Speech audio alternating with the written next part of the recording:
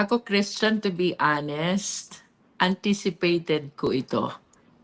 Especially when the Supreme Court issued its decision dismissing the impeachment complaint and declaring the same as unconstitutional.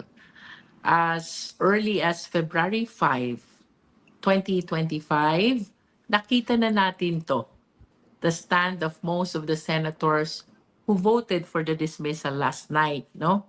So, to be honest, this is no surprise to me, and I believe even for the rest of the prosecutors from the House of Representatives. With all due respect sa kanila, but we maintain our position that the House of Representatives did not violate any provision of our Constitution, particularly the one-year prohibition rule.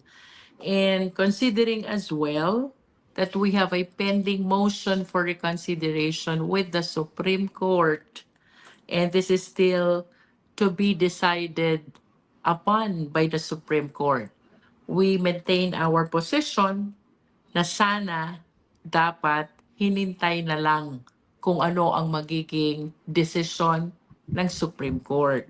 We honestly believe that in our motion for reconsideration, we completely addressed all we believe as differences in facts, differences in arguments, and we stay hopeful that the Supreme Court will be enlightened and hopefully will find reasons to modify or even reverse its decision.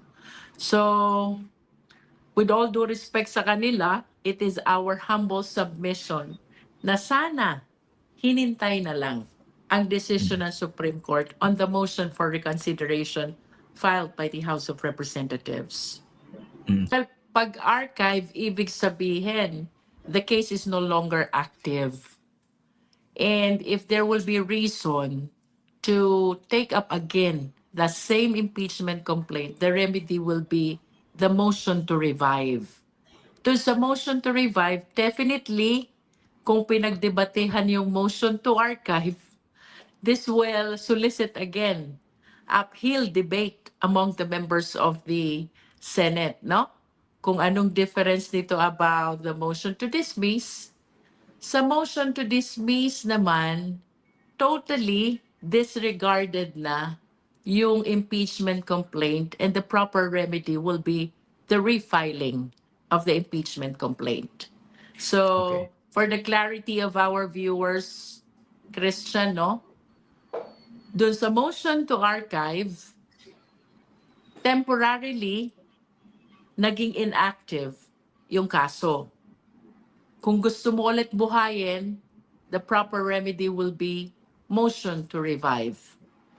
Kapag motion to dismiss naman, totally disregarded na yung impeachment complaint. And the proper remedy will be refiling already of the impeachment complaint.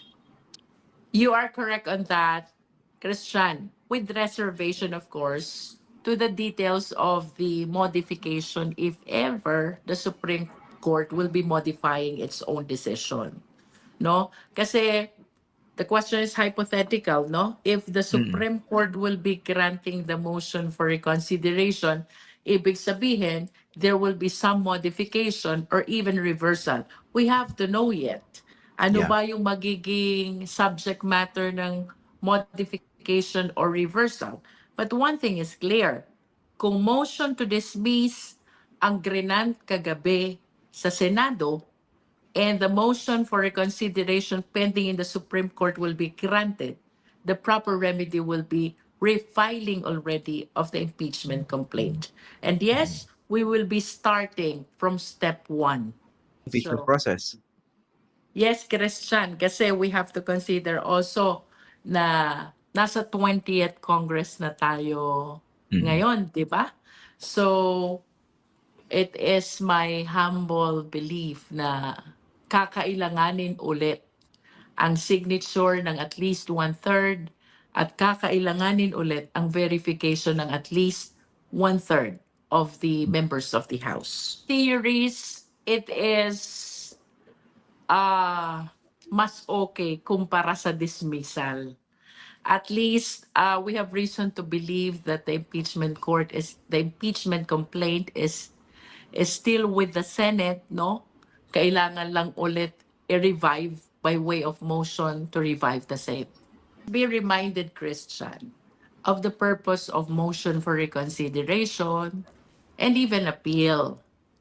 Kaya tayo merong ganitong mga remedies, MR, appeal, is because we are giving opportunity to the court to revisit its decision, to revisit its findings of fact, and to revisit its resolution of the conflicting arguments.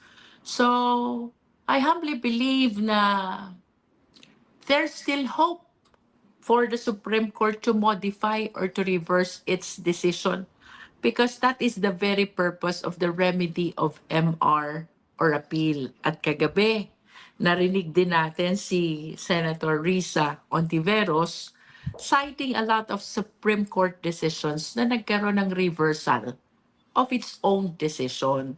Kaya we maintain our position that with our motion for reconsideration pending in the Supreme Court, we still have hope na pwede pang mabuhay ang impeachment complaint. Surrounded by varying views, Christian, pero my humble belief is that kailangan munang maging final ang decision before you can apply the immediately executory nature of the same. So, since my pending MR, the decision is not yet final and you cannot execute yet the same. So we have to wait until the Supreme Court resolves the motion for reconsideration. And it is only on such time that the same will reach its finality na pwede nating sabihin immediately executory.